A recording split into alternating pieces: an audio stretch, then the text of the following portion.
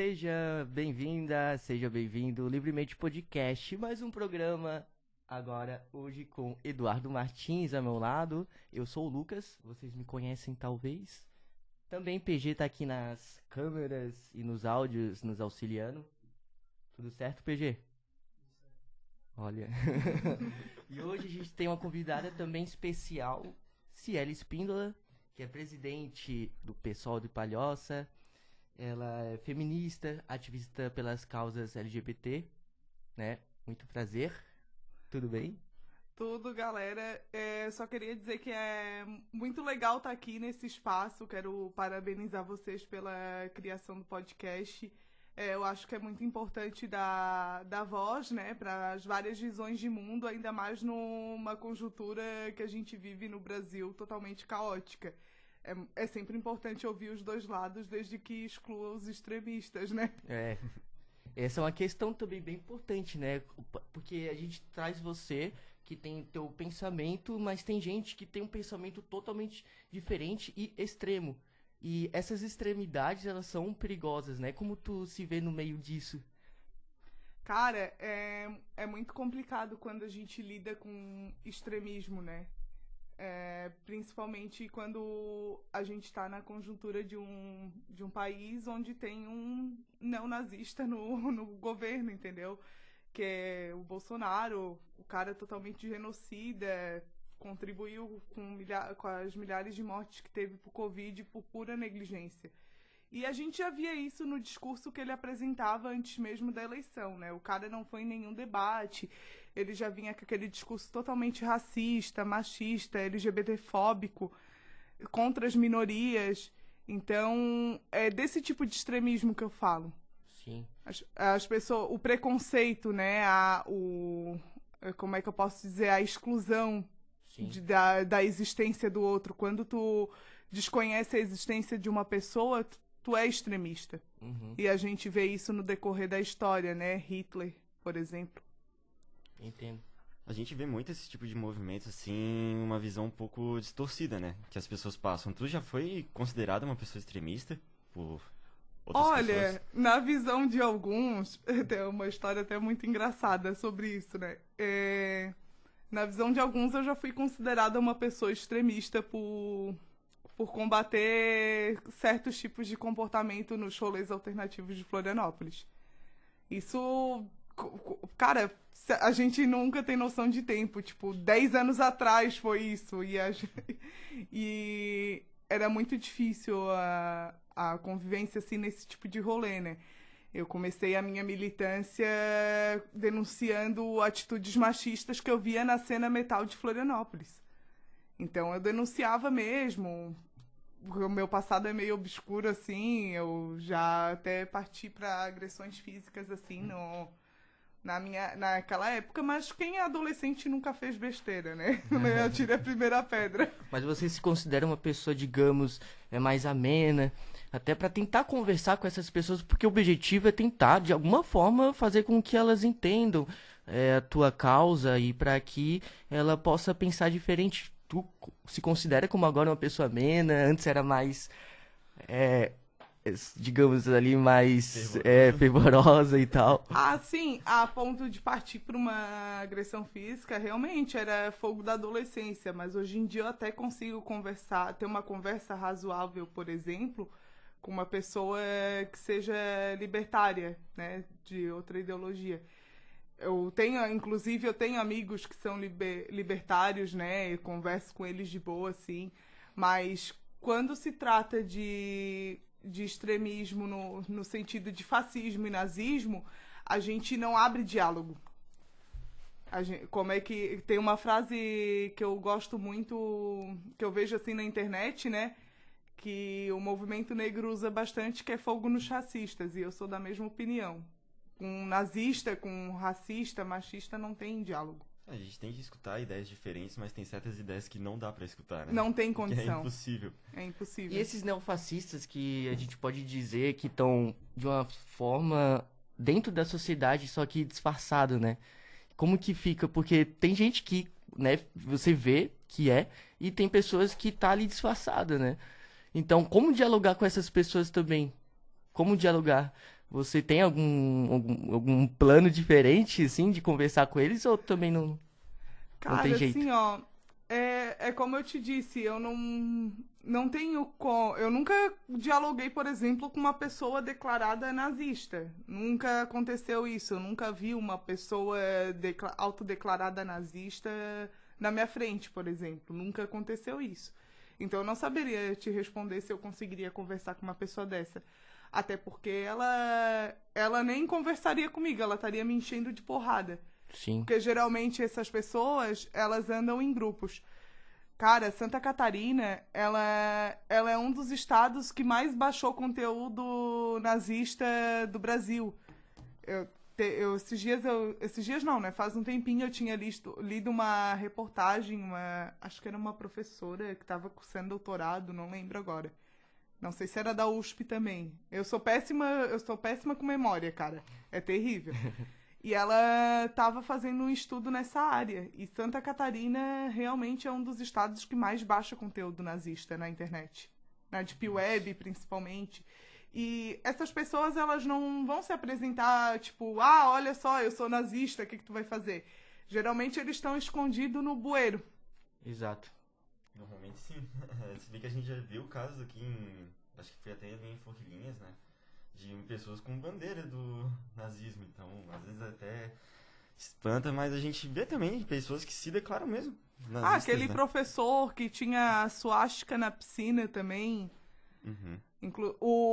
E tem mais um detalhe que as pessoas acabam esquecendo. A vice-governadora do estado de Santa Catarina, Daniela Rainer, o pai dela é declarado nazista. Declarado nazista? Como assim, né? Ele tem várias crime, né? É crime, mas quem que prende pessoas com dinheiro no Brasil? É complicado. E o que é ativismo pra ti, Cieli? Ativismo, o que é ser ativista? O ativismo é mais ligado na militância, né? Quando eu não era organizada. Existem dois tipos de militantes. Militantes que eles não são organizados e os militantes que estão organizados nos movimentos sociais, dentro de partidos políticos. Quando comecei, eu não era organizada. Tanto é que eu pulava entre os anarquistas e a galera da esquerda direto, né? Eu andava muito com os punks, com os skinheads e tudo. E foi depois das eleições de 2018 que eu pensei, meu Deus, cara, eu preciso estar organizada. Porque ficar só gritando nas redes sociais que eu acho um absurdo as coisas não tá resolvendo. Então eu quero construir alguma coisa. Quando eu me achei dentro do PSOL, que foi difícil eu escolher um partido, né? Eu nunca pensei que eu fosse filiada a algum partido. Pelo contrário, né? Eu cresci num berço de esquerda dentro da minha casa. Meu pai, ele é filiado ao PT há anos. Ele foi candidato a vereador em São José lá no ano de 96. Então, eu cresci com gente do PT na minha casa. Então, quando eu falei pro meu pai que eu ia me filiar num partido, ele achou que eu ia me filiar ao PT, mas não, eu fui pro PSOL. Porque eu encontrei... O PT, pra mim, ele é velha guarda, sabe? Eu não me identifico com o PT. Algumas causas que tem dentro do Partido dos Trabalhadores não me acrescentavam em nada, não me identificava. E eu vi no PSOL uma alternativa da esquerda, que é um partido com diferentes ideias, diferentes correntes, popular, democrático. A construção dele traz muita visibilidade para as mulheres, para os LGBTs, para a população negra, né? E é muito importante esse tipo de espaço. E eu me achei dentro do PSOL. O PSOL na Palhoça, ele é pequeno ainda, né? Então, eu me filiei, eu fiz parte da executiva já, né? Eu era secretária de comunicação e a gente tentava construir. Trabalhei na campanha do candidato Rangel Medeiros, ele é professor da Rede Municipal de Palhoça, foi nosso candidato a prefeito. O companheiro Lucas Machado, que está aqui presente, ele foi candidato a vereador. Temos a companheira Jucilda, que ela também foi candidata a vereadora. E teve mais uma companheira lá do Brejaru, que ela foi candidata a vereadora, que é a dona Jane. Então, construir o pessoal na Palhoça tem sido muito gratificante. E faz quanto tempo que tu se tornou presidente do PSOL da Palhoça?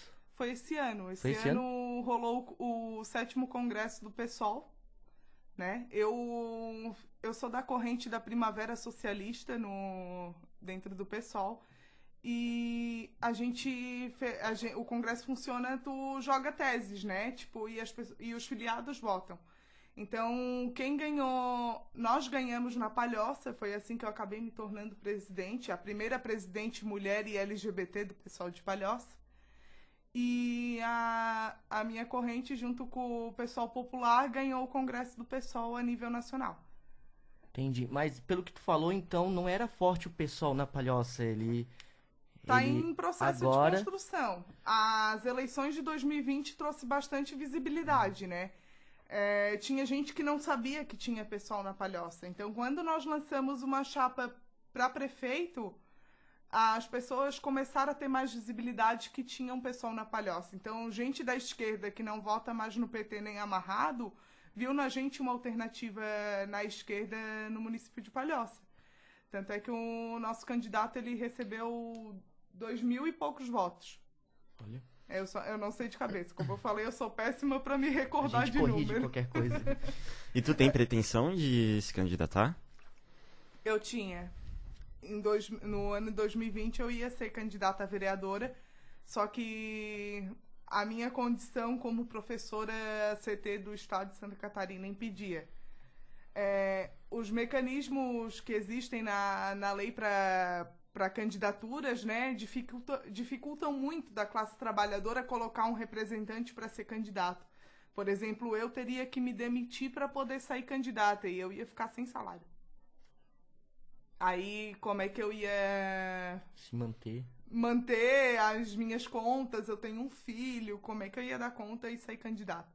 Então, a nossa própria legislação eleitoral, ela dificulta para os trabalhadores, para o pobre, para ele sair candidato e ter uma representação na Câmara, na Assembleia Legislativa. Então, é por isso que a maioria das pessoas que são eleitas, elas são pessoas que têm dinheiro. Aqui tá um problema também, né? Toda essa integração aí da questão capitalista, digamos, né? Com os partidos. E agora, o que faz exatamente um presidente de um partido? Você consegue explicar pra gente de uma forma clara? Assim, ó, não... tipo, quando a gente fala, a pessoa é presidente do partido, meu Deus, ela manda em tudo. Não manda em nada. A gente constrói coletivamente. O presidente, ele só lida com as funções mais burocráticas, né? O presidente e o tesoureiro. Porque quando a gente regulariza a situação do partido no site do TRE, no caso, é o meu nome e o nome do tesoureiro que fica na roda. Tipo, se acontecer alguma coisa com a prestação de contas do partido no final da eleição, quem responde, no caso agora, é eu e o tesoureiro. Então, é mais ou menos essa a função de um presidente. Lida mais com as questões burocráticas. A nível de construção partidária, a gente constrói coletivamente. Então, a gente faz reuniões com a militância, com os nossos filiados. A gente tira atividades para estar fazendo no município. Tanto é que rolou agora...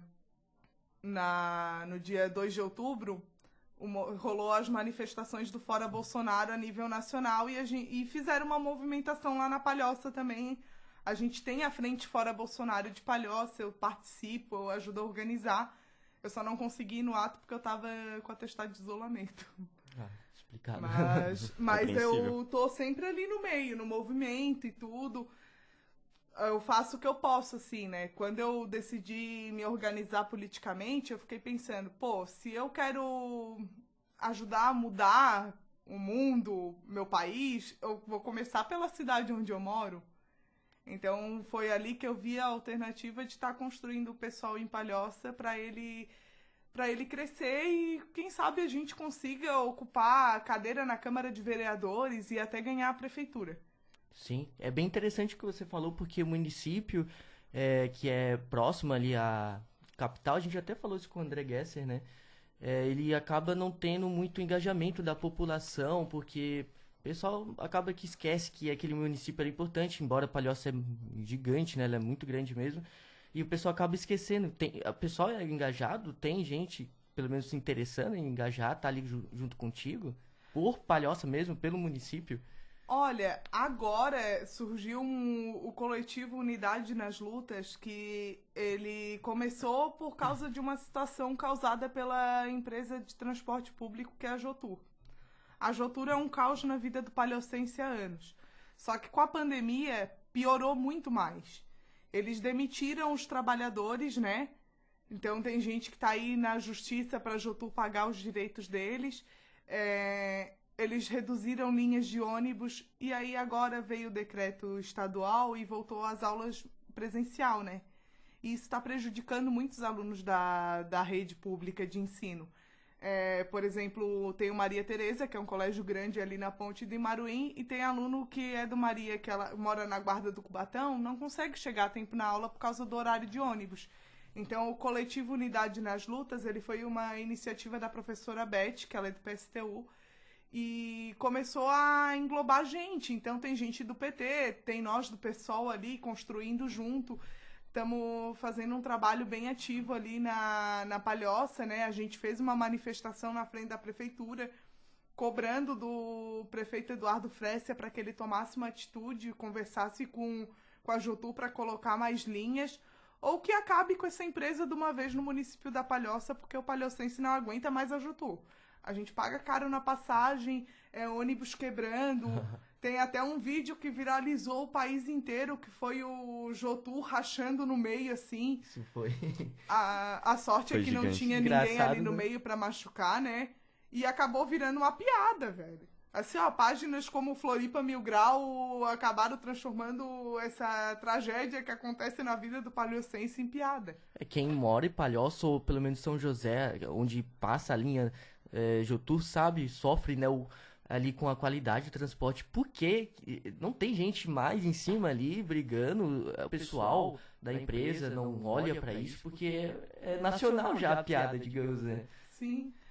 Os ônibus, eles são de péssima qualidade. E tem outros interesses por trás que eu não vou estar falando aqui, porque eu não tô a fim de ser processada por ninguém, né? Mas quem é palhocense, mora na Palhoça há anos, o pessoal mais velho comenta-se muito que a Jotur é uma verdadeira máfia do transporte público, né? Isso é o próprio povo que comenta. E na sessão da Câmara de Vereadores que o coletivo participou junto com a comunidade escolar, o vereador Pitanta, ele defendeu com unhas e dentes a permanência da Jotur na Palhoça. E, ele foi vaiado pela galera toda. E a gente ficou perguntando, por que defender a Jotur? Tá na hora já da Prefeitura de Palhoça ou abrir uma licitação para uma empresa que realmente quer trabalhar, ou o que a gente mais da esquerda está defendendo é fundar um transporte público municipal, a gestão dele seja feita pela Prefeitura, e não mais por essas empresas privadas, principalmente do consórcio Fênix, que agora a Jotur está no consórcio Fênix, que eles só sabem comer dinheiro da população da Grande Florianópolis e não resolvem porcaria nenhuma. A gente do pessoal, a gente defende a municipalização do transporte público. É uma causa bem importante mesmo. E agora, indo na verdade em direção aí à tua vida pessoal, você é pedagoga, se formou em pedagogia, foi em que ano isso? Foi em 2016. 2016? E o porquê da pedagogia? Você sempre quis ser ou surgiu? Na verdade foi assim, ó, a área da educação, ela sempre me encantou. Então, em 2012, quando eu me formei no terceirão, eu tava bem perdida, assim, né? Não sabia muito o que fazer. Eu queria fazer história a princípio. Queria cursar história. Então, eu já tava meio dentro da área, assim. Uhum. Só que naquelas épocas, né, eu acabei não sendo estudante suficiente para passar no vestibular, mas eu me dei super bem no Enem. E aí abriu um leque de possibilidades no ProUni. Então, eu fui bolsista 100% integral do ProUni e abriu opções na pedagogia, turismo e radiologia. Aí eu fiquei pensando, Radiologia eu vou ver um monte de osso quebrado, não vou ter estômago para isso, então não quero. Turismo, aqui em Floripa só tem mercado de trabalho para turismo na época do verão, né? Por causa das praias. Mas, como eu queria fazer história, eu queria sempre estar dentro do ambiente escolar, eu fui para pedagogia. E eu me apaixonei pela pedagogia. Porque muita gente fala, tu é pedagogo, então tu só cuida de criança, canta galinha pintadinha e tal. Pra que nível que você leciona? Eu atuo nos anos iniciais. Sim. São crianças com idade de... Entre 6 até 10 anos. Sim, mas Por você... aí. Primeiro ao 5º ano ali. Sim, mas essa paixão surgiu mesmo que você já tinha, você gostava já de criança, imagino, né? Que sim, ou só pela pedagogia em si? Não, a minha paixão era pela educação. Quando eu escolhi a pedagogia e falaram, tu vais ter que trabalhar com criança e tudo, não tem problema. Com criança eu tenho o dobro de paciência. O que é complicado é aturar adulto escroto. Mas com criança a gente consegue... Como é que eu posso te explicar assim? As crianças, elas têm um jeito totalmente diferente, né? São inocência também, né? A inocência, deles. isso. Você aprende, né? Também. Tu tá estudando pra pedagogia, né? Sim, com certeza. Tá já se me formando, formo, inclusive. esse ano. Se forma esse ano? Uhum. Massa. Então, só dentro da pedagogia, ela tem esse ambiente, assim, né? Acolhedor. E eu vi que a pedagogia era além do cuidado infantil, quando a pedagogia também é política. Demais, Tanto é que temos o nosso patrono da educação, Paulo Freire. E no que a política tá ali dentro? Você pode explicar pra gente? A política tá dentro a partir do momento que tu vê a realidade do aluno, o contexto em que ele vive. Atuando nos anos iniciais, a gente tem uma visão mais aproximada dessa realidade. Eu lido com crianças que às vezes a única refeição que ela faz é na escola, que elas não têm nada para comer em casa. Então, é aí que está a política, digamos, dentro da pedagogia, né? Sim. Tu olhar. O próprio Paulo Freire, ele diz que a educação, ela serve para formar pessoas. Ela não vai transformar o mundo, ela vai formar as pessoas que vão transformar o mundo. Então, o professor, ele tem esse papel super importante, que está formando as pessoas que irão transformar o mundo num lugar melhor. Eu acho que no momento que o professor ele lida com ideias e pensamentos, já se torna algo político, né? Que tu se torna responsável por cuidar do que aquela nova mente vai começar a pensar. E a forma de se trabalhar isso com as crianças, a gente tem isso muito do Paulo Freire, né? A gente até conversou ali com a Marina sobre a forma diferente. Hoje a gente tem um modelo que ele é questionável, né? Tem algo para dizer pra gente também? A forma de ensino poderia ser melhor? Tem algo que você pensa que pode ser melhor na pedagogia inicial ali mesmo, como tu já leciona? O que eu vejo assim, eu falo como professora, né? Se bem que a gente não tem como dividir, né? Agora eu sou professora e não sou militante. Não existe isso. Não existe neutralidade na educação. Ou a tua ideologia ela vai excluir uma pessoa, ou ela vai incluir. Então não tem esse negócio de neutralidade. O que a gente vê muito hoje em dia, né? Porque esses professores são tudo doutrinador, eles estão doutrinando as nossas crianças contra os valores éticos da família cristã e não sei o quê. E não é verdade. Uma das principais falhas da educação no Brasil atual é a falta de investimento. E a falta também de mudar algumas leis, né, que regem a educação. Porque, por exemplo, a gente vê que o professor, a figura do professor, ela perdeu um pouco da moral para a sociedade, né? E isso é culpa da própria política que criminaliza o professor, que querem tudo numa redoma de vidro que nada atinja. Então, é bem complicado tu lidar com essa questão. o que eu vejo que falha atualmente é a questão do respeito, até a base familiar mesmo, né? A escola, ela acabou tomando o lugar da família.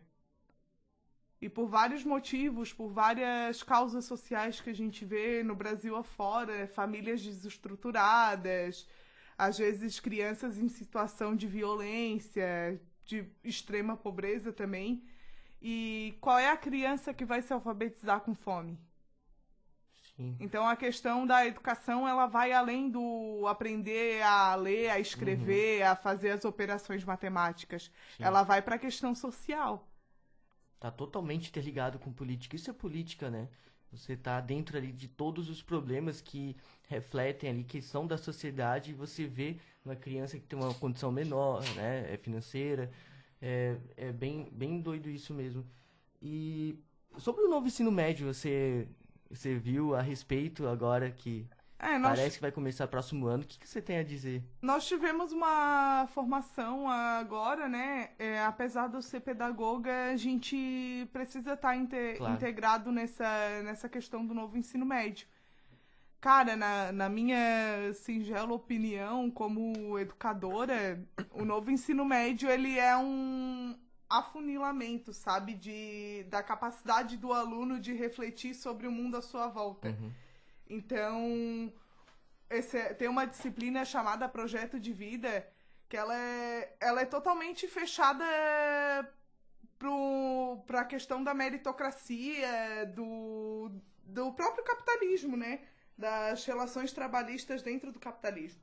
Então, o aluno vai sair do ensino médio, tipo, ele não vai refletir por que ele tá naquela condição dele, na vida dele, né? Ele vai sair dali pensando que ele tem que arrumar um emprego e virar mão de obra barata para os grandes empresários. Então, É um tipo de ideia bem tecnicista, assim, né? De bem educação. tecnicista. E é realmente o que eles estão transformando o ensino médio, porque para a elite do país, eles não querem o filho do pobre se formando em medicina, se formando como advogado, ou até virando professor.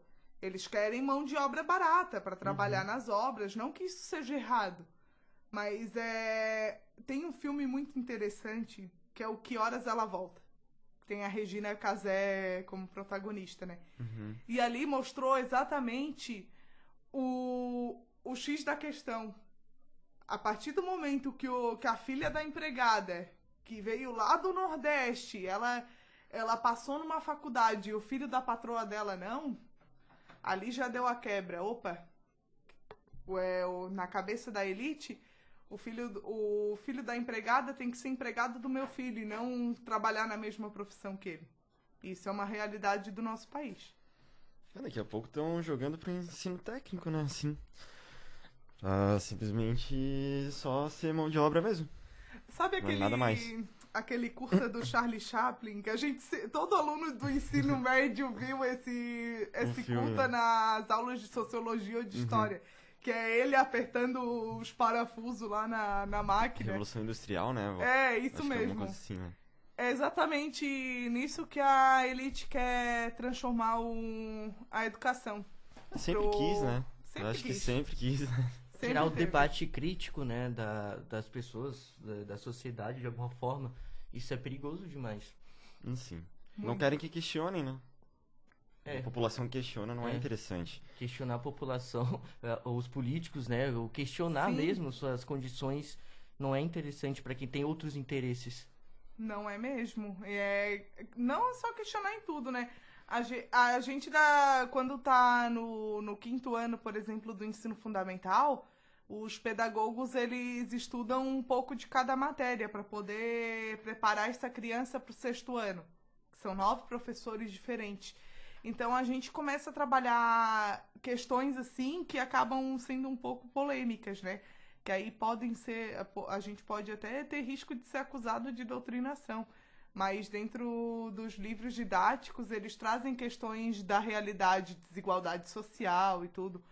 Uma vez numa feira de amostras, né, que teve numa escola que eu trabalhei em 2019, eu fiz um trabalho dentro do veganismo, com os meus alunos do 5º ano.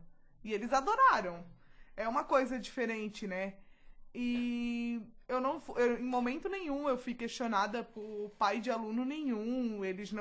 Ninguém encarou aquilo como uma doutrinação, né?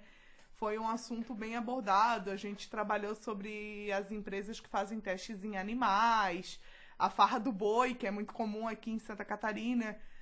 A gente trabalhou também sobre a própria questão do alimento, né? Então, tem alimento que eles comiam e não sabiam do que era feito, e quando eles souberam, eles nunca mais comeram. Era muito engraçado as reações, né? Tipo, uma vez eu fui contar como é que era feita a salsicha, um aluno olhou pra mim... Eca, professora, eu nunca mais vou comer isso na minha vida, que nojo. Só não me conta como é feita a cerveja. Pelo amor de Deus, jamais. Nem vodka, outras coisas. E tu, assim, como professora, tu percebe que a geração que tá vindo, ela tem vindo mais crítica ou tá cada vez sendo mais robotizada, assim, não sei? Cara, eu já tive experiências, assim, dentro de sala de aula, que essa geração que tá vindo agora, ela é totalmente crítica. Totalmente, Que é assim, ótimo, né?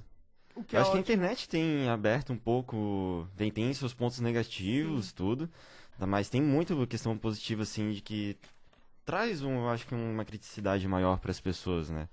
E tá a propagação de conteúdos, assim, imensa, né? Eu acho que tem um lado ruim, mas tem um lado bom, né? A criança, ela já tá nela a curiosidade, né? E a criança, ela não tem preconceito. Quem coloca o preconceito na visão da criança são os adultos. Elas Sim. não veem maldade. Então, essa geração que tá vindo agora, eles estão muito mais abertos do que até a nossa própria geração, porque a gente também não é tão velho assim, né? Eu, pelo menos, eu não tenho 30 ainda. Também Ainda. não, ainda. Eu não vou falar a minha idade. Ela falou velhão, né? Mas, assim, essa geração que tá vindo agora, eles vão vir com tudo, assim.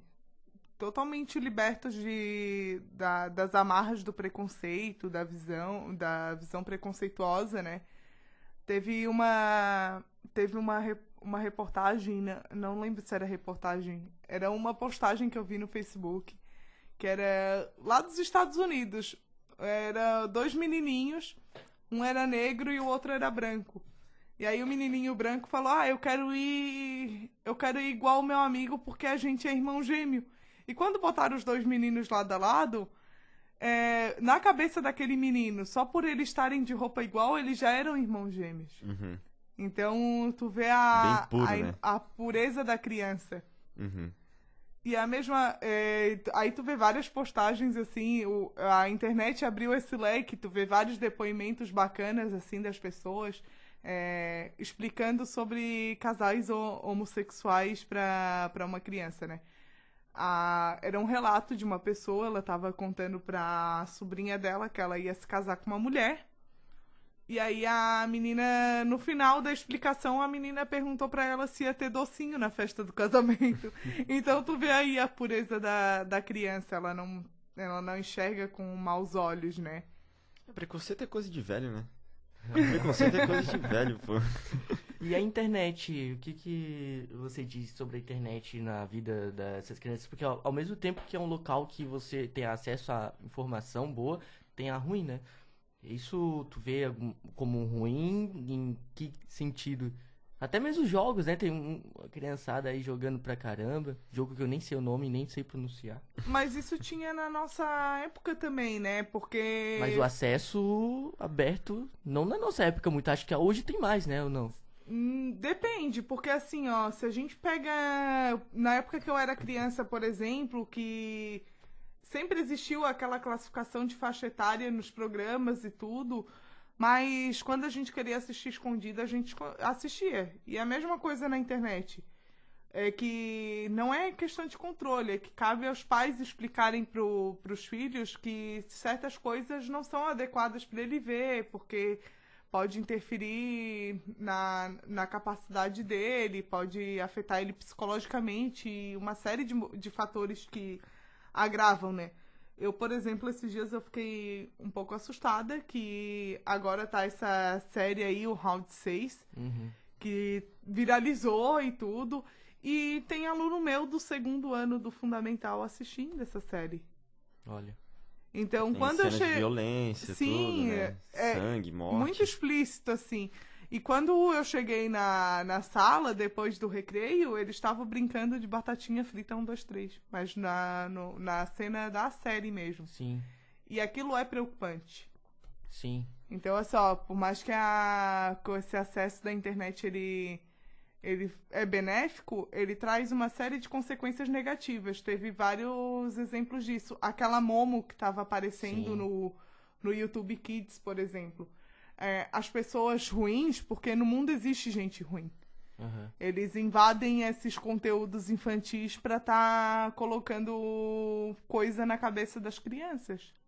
Entendi. Eu vi até uma coluna, na verdade, de opinião bem interessante falando sobre como as pessoas antes, as crianças antes, quando eu falo assim antes, parece que sou bem velho, né? Não, mas eles tinham mais medo de conteúdos assim mais agressivos, filmes de terror, por exemplo, ou até jogos, né? Não todos, mas tinham mais. E agora o pessoal gosta mais dessa cena, entende? E isso afeta muito também as crianças de alguma forma. Será que deixa elas de um jeito agressiva? Não. Mais agressiva? Agressivo nem tanto, mas a criança ela imagina muito, né? A imaginação ela tá presente no cotidiano da criança constantemente. Uhum. Então, quando ela tem acesso a esse tipo de conteúdo, ela vai criar brincadeiras dentro desse tipo de conteúdo. Isso pode moldar o pensamento dela de alguma forma, tornar ela diferente? Tu diz por exemplo... A personalidade mesmo dela, ao agir com as personalidade? outras pessoas. Olha, pode ser que afete. Acho que quem conseguiria responder melhor seria alguém da área da psiquiatria, né? Da própria neurociência para responder. Eu penso que talvez assim que, como o Lucas fala assim, se torna comum, né? Essa procura desse gênero assim de terror e tal. Acho que quando o medo se torna algo banal, talvez ela tenda a se tornar uma criança apática, né?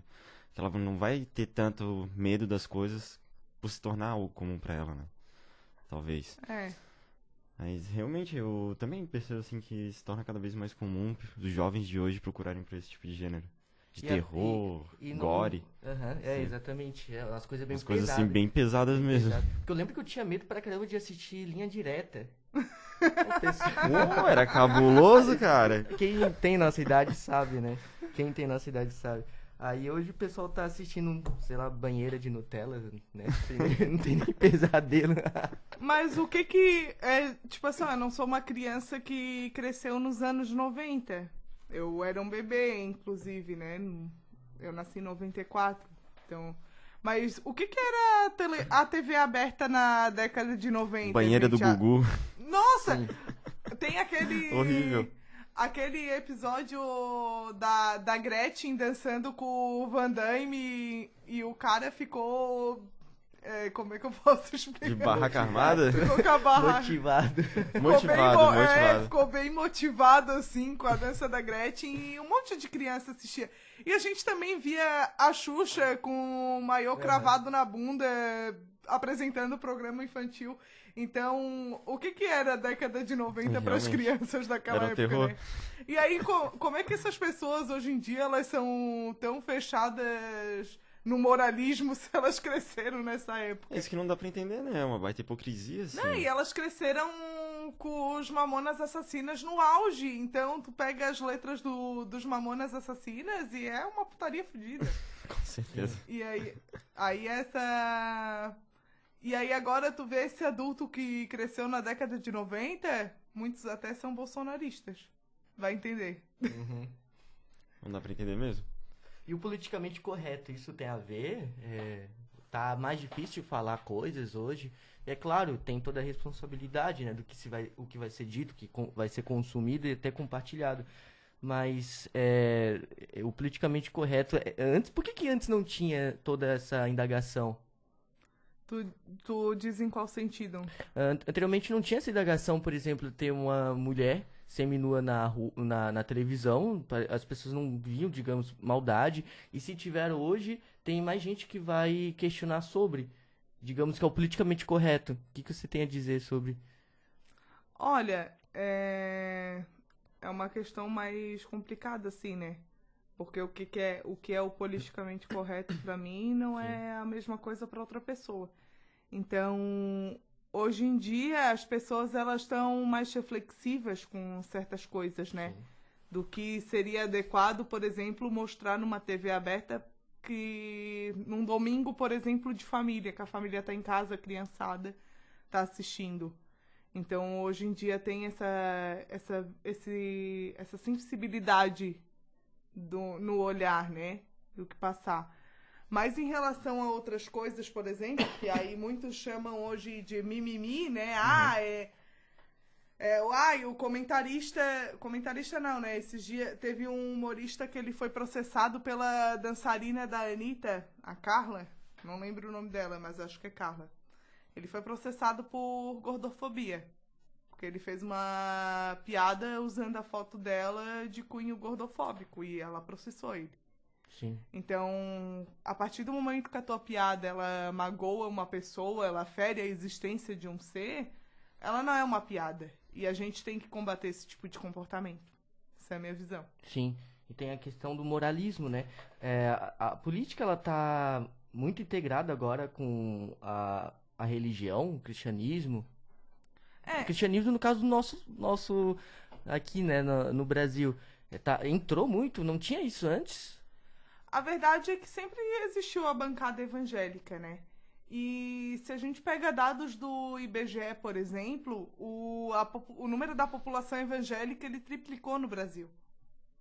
Não só essas comerciais, né? Tipo, Igreja Universal, aquela igreja do R.R. Soares lá que tem o Show da Fé na Band. Esqueci o nome, né? Mas, nossa. E também a gente vê o avanço, e a gente vê muito no discurso desses mais populares, tipo Silas Malafaia, que, se o crente não erguer a voz, eles vão dominar tudo. E acabou tendo um grande avanço do extremismo evangélico dentro da política. Porque a gente não pode generalizar também, não. Exato. Não é todo mundo evangélico que é extremista desse jeito. Tanto é que existem evangélicos que são de esquerda. Né? Que eu citei já o pastor Henrique Vieira do PSOL. Dentro da esquerda existe um movimento... Existe se eu não me engano, tem um nome específico, não vou falar aqui. Agora eu não mas vou tem um lembrar. movimento da esquerda cristã ali. Esquerda cristã, sim. tem. Tem um nome ali específico, mas você já foi batizada, né, na igreja evangélica, como contou aqui pra gente, mas frequenta a igreja? Como que é a tua...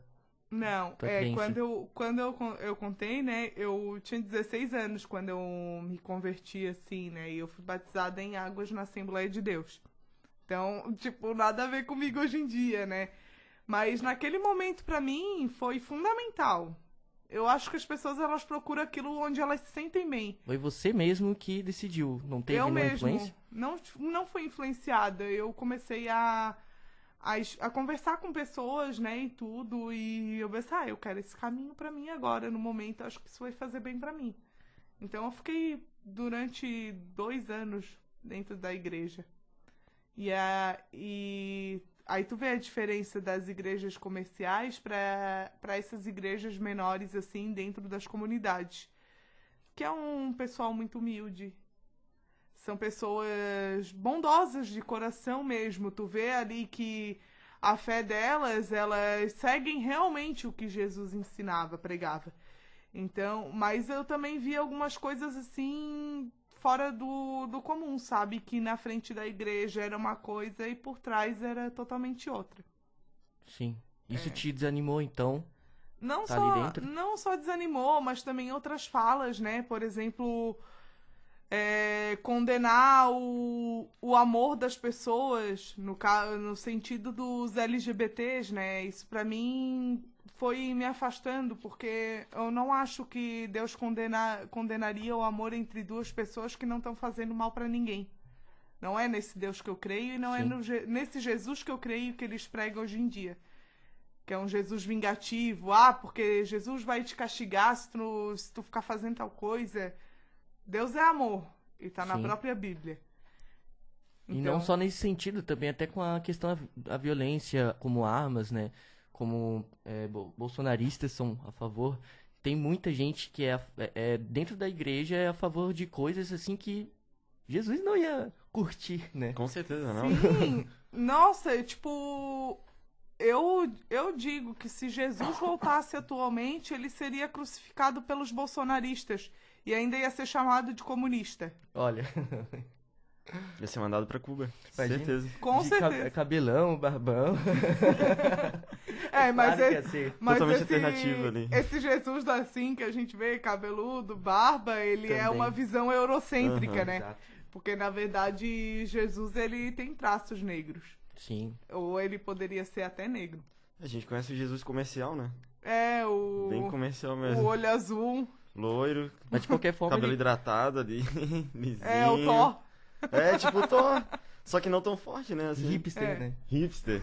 Mas de qualquer Totalmente forma ele hipster. viria de chinelinho, de sandalinha, então já tá. Do Google. O Jesus Paz e Amor. Sandalinha do Google ainda.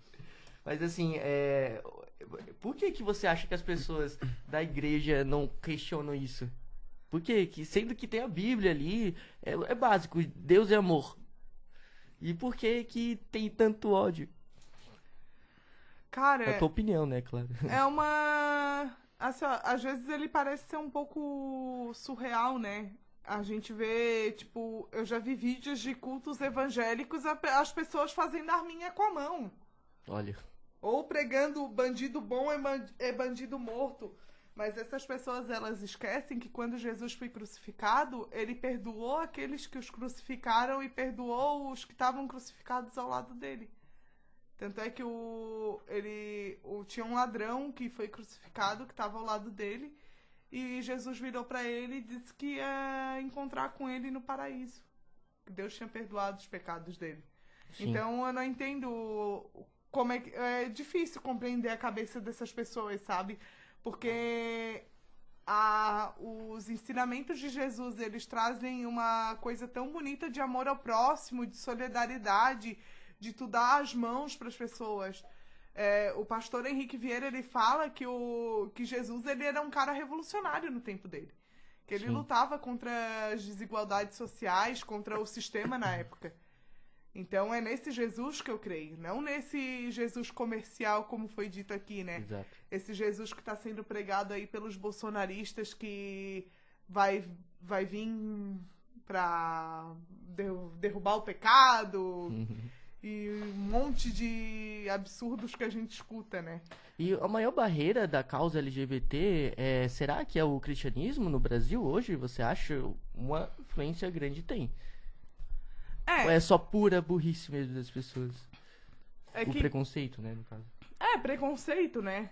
Tu vê vários casos de pessoas que são mortas só por elas serem quem elas são. Em Florianópolis a gente teve um caso há pouco tempo sobre isso. Um jovem homossexual, ele foi espancado. Quase mataram o menino. E não só os homossexuais, a gente vê a morte de pessoas trans também.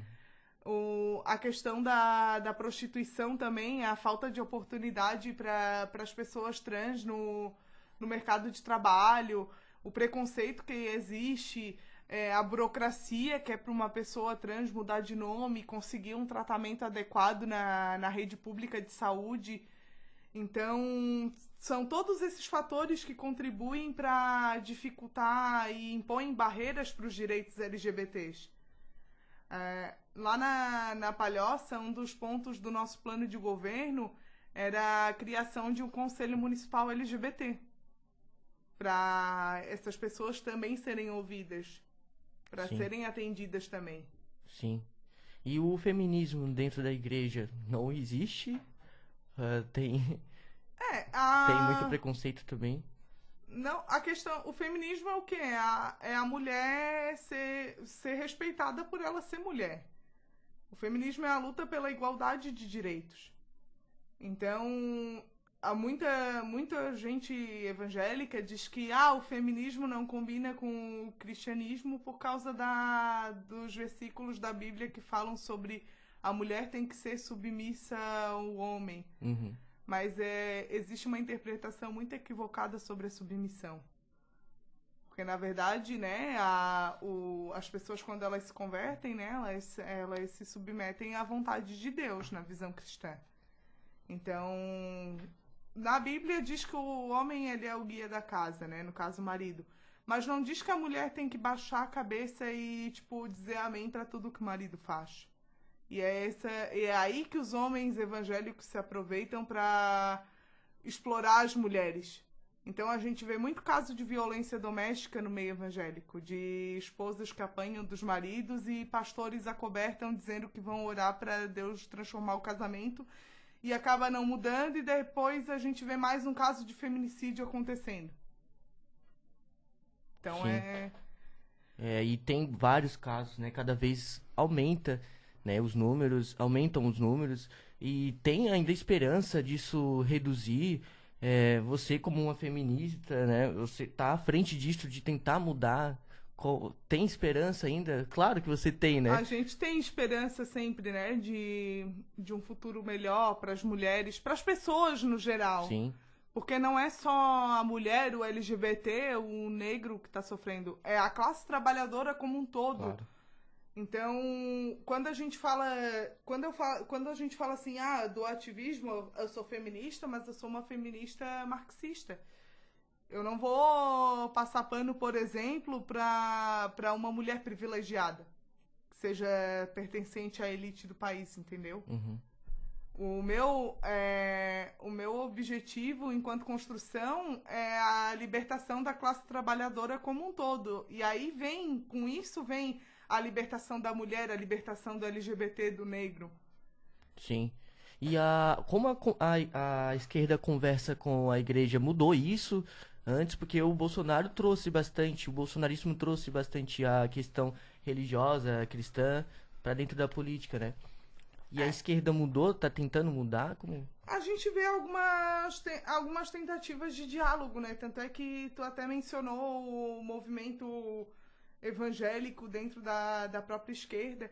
Que é fraco, assim, né? Mas eu digo como até forma de governo. O próprio PT, por exemplo, Lula, ele começou agora a conversar bastante com o pessoal da igreja. O Lula, na época que ele era presidente, ele também já conversava com as igrejas evangélicas, com os pastores. Ele menciona isso na entrevista que ele deu pro Mano Brown, no podcast dele. Sim. Ele menciona isso, que quando ele era presidente, ele ouvia todo mundo. Ele ouvia membro do MST, ouvia gente de sindicato antes dele tomar alguma decisão. Eu não sou tão fã assim do Lula, né? Tanto é que eu sou de um partido que ele se formou depois que o Lula aprovou a primeira reforma da Previdência, que foi um ataque à classe trabalhadora na época. Isso foi em 2002. E eu tenho várias críticas em relação ao governo Lula, mas a gente não pode negar que durante o governo Lula, nesses 16 anos, o pobre, ele teve um acesso muito grande a várias coisas que eram negligenciadas. Então, tem muita gente, eu sou uma prova disso, né? Que foi beneficiada com bolsas pelo ProUni. Então, isso veio do governo Lula. Sim. É claro que não foi muita gente... Aí alguns, quando escutarem isso, vão dizer mas é mentira, porque não foi o Lula que criou o ProUni. Não, mas ele botou em prática. Sim. É o que interessa. O que ele colocou em prática. Várias coisas que só ficavam no papel e na promessa pelos governos anteriores, né? Tanto é que quando a primeira eleição que o Lula perdeu foi pro Collor, e o Collor foi um caos no Brasil. Sim. Então... E o cenário político para 2022? Temos que entrar sempre nesse Com certeza. assunto. Eu queria ver uma visão de ti sendo do PSOL, porque a gente tá ali entre, pelo menos as intenções, as pesquisas dizem entre PT e o Bolsonaro, que está atualmente sem partido. E o PSOL, dentro disso, ele não apoiou ainda o PT, ainda não apoiou, né? Se eu não me engano, não apoiou. E Por que não apoiou, você acha? Por que não aconteceu? Sendo que dificilmente a gente sabe que o candidato do pessoal pode ser. Eu gostaria muito, né, que fosse também. Então, isso foi uma das polêmicas gigantes que teve no Congresso do PSOL esse ano. Porque existe uma ala dentro do PSOL que ela é totalmente fechada e antipetista. E existe a outra ala que ela quer a unidade de esquerda. Então, assim, ó, deu muita polêmica, muita briga. Nossa, se eu for te contar todas as discussões e brigas que deu nesse Congresso do PSOL, eu vou ficar falando aqui a noite inteira. Olha. Porque foi complicado. Sim. Mas eu sou da corrente da Primavera Socialista. Eu apoiei a tese do PSOL Popular, que é a tese defendida pelo Guilherme Boulos, pela Luísa Erundina, o Ivan Valente, várias figuras assim públicas do PSOL que apoiam a construção da unidade de esquerda. E eu vejo isso como algo positivo, porque para a gente derrubar o Bolsonaro, a gente precisa se unir. Se essa união for em torno do Lula, que seja. Sim. Porque até então, no meu ponto de vista, ele é um nome que tá na mídia, que tá com chances reais de detonar o Bolsonaro. Sim. Então, enquanto partido de esquerda, uma das tarefas principais é derrubar o Bolsonaro. Ou seja, nas ruas, com as mobilizações, ou seja, nas urnas. Então, eu defendo a construção da unidade de esquerda. Uhum. Até porque na tua... como uma pessoa da esquerda, tem a questão de que se não for o PT e nem o Bolsonaro, ainda tem uma terceira via, né? E quem vai ser essa pessoa da terceira via também, né? Eles estão com essa pessoas, tipo grupos como o MBL, até partidos do Centrão, pessoas de centro-direita e tudo, eles estão muito focando nessa terceira via, nem Lula nem Bolsonaro. Mas aí tu vai ver o histórico dessas pessoas que são nem Lula nem Bolsonaro, elas são Bolsonaro. Porque a maioria dos deputados do Partido Novo, do MBL principalmente, sempre votaram a favor dos projetos do governo bolsonarista.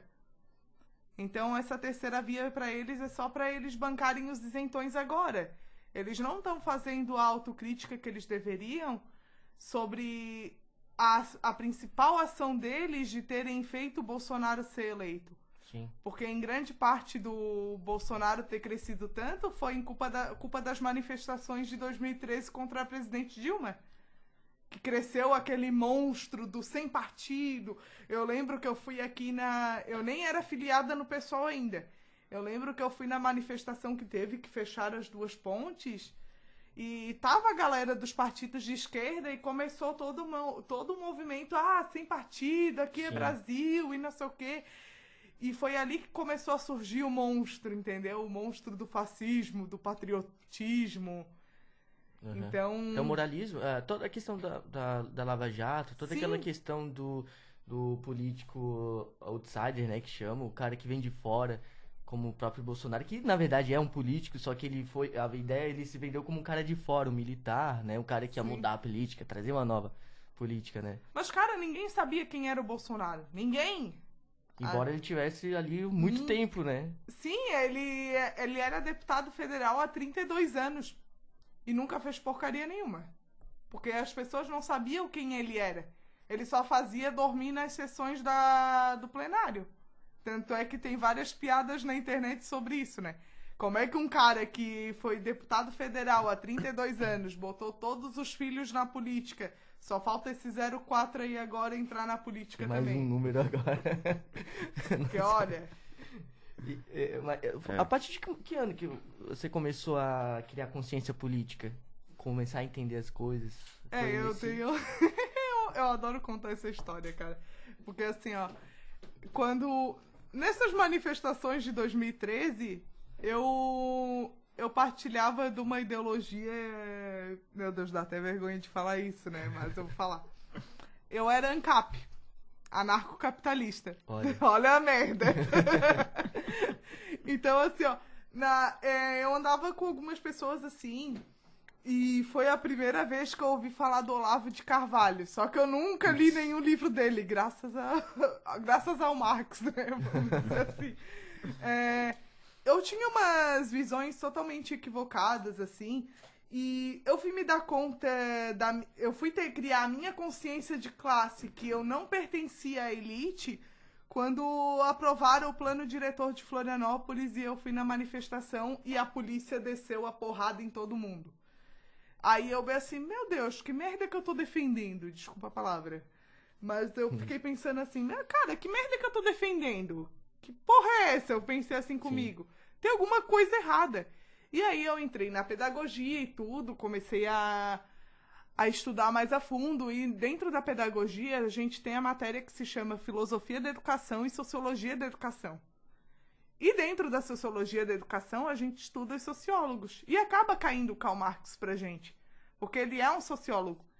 É a partir da dialética, né, do materialismo histórico dialético, que as ideologias dentro da pedagogia vão se formando, né? A nossa visão em relação à educação e tudo, a gente faz como é que eu posso dizer, essa comparação entre os períodos históricos e tudo, e a dialética, ela ajuda. Então, eu conheci Karl Marx através do professor Rangel, né? Ele foi meu professor na faculdade. E aí eu questionava muito ele. Eu tinha muita ideologia errada. Cara, eu infernizava nas aulas dele. Eu falava, professor, mas tem uma doutrinação comunista pelo MEC. Eu defendia coisa desse tipo, tá? É irracional.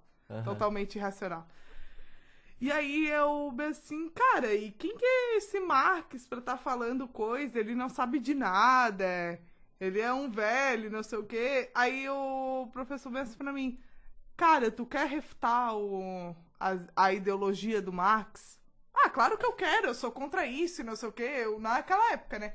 Ele falou, então leia o Capital, leia o Manifesto do Partido Comunista, porque tu tem que conhecer o teu inimigo pra refutar ele. Nossa, eu falei bastante sobre isso. E aí, eu comecei a ler. E aí, quando eu cheguei naquela parte ali das relações de trabalho e eu entendi o que era a mais-valia, que é uma total sacanagem para a classe trabalhadora, eu peguei aquele meme que fizeram do Tropa de Elite lá com o André Matias, que é o policial, que naquela parte da faculdade que ele fala bando de burguês safado. Pronto, foi ali que começou a minha consciência de classe. Entendo. Mas tudo começou foi com as manifestações de 2013, né? Toda essa questão política. No meu caso, eu comecei a buscar mais sobre política após essas manifestações. Eu fui com aquela ideia, tá tudo uma merda, os caras que estão lá governando são todos corruptos e tudo mais. Depois eu fui entender muitas outras coisas, porque a gente vai compreendendo mais. Então as pessoas não entendiam até então política, começou agora a galera entender o que é a Câmara, o que um deputado faz, o que um senador faz. Foi recente. As pessoas não se interessavam. Tipo, a galera na nossa geração dizendo, né? A nossa geração não se interessava por política. E acabamos virando um pouco de massa de manobra também da elite, né? Porque as manifestações de 2013 já eram toda uma preparação para tentar derrubar a Dilma, que em 2014 ela foi reeleita, né? Presidente. Ou foi eleita? Agora eu me perdi. 2014 foi reeleita. Em 2014 ela foi reeleita presidente. E aí eles viram que não iam derrubar ela e criaram o golpe que ela sofreu em 2016. Na minha visão, a Dilma ela foi injustiçada.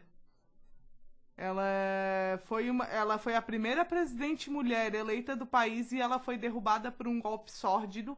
Sim. Que foi denunciado aí pelo Intercept. Sim. Com vazamento de áudios e tudo. E eu fico me perguntando como é que as pessoas conseguem defender esse tipo de coisa ainda, que viu que foi armado. E também rolou a questão de ser mulher, ela ser mulher também, esse preconceito. O próprio machismo derrubou a Dilma. Sim. Também. Porque imagina, na visão de um parlamentar machista, a presidente do país ser uma mulher... como se fosse incompetente.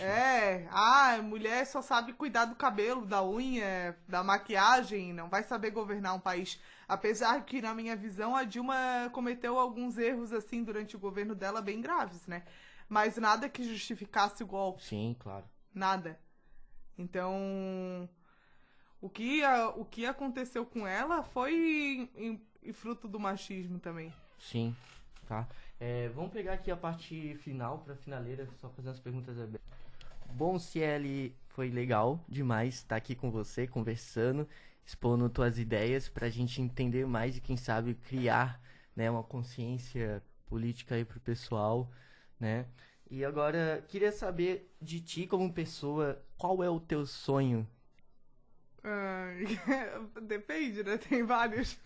Como política e também pessoal mesmo. Cara, assim, ó, eu nessa minha trajetória eu conquistei bastante coisas assim, né? Mas eu agora tô cursando a segunda licenciatura em História e tô fazendo pós-graduação em Alfabetização e Letramento. E eu quero, quem saiba, mais pra frente, assim, vir a cursar um mestrado, fazer um doutorado. Também eu penso no meu filho, né? Ele só tem 5 aninhos. Ano que vem ele entra pro ensino fundamental, aí eu já tô com meu coraçãozinho aqui, né? Ele ir pra escola e tudo. Mas eu quero ter disponibilidade pra sair candidata mesmo. Sim.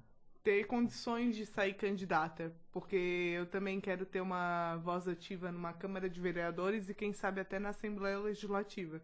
Sim, legal. E o que é política pra ti, de uma forma bem superficial até, mas o que seria?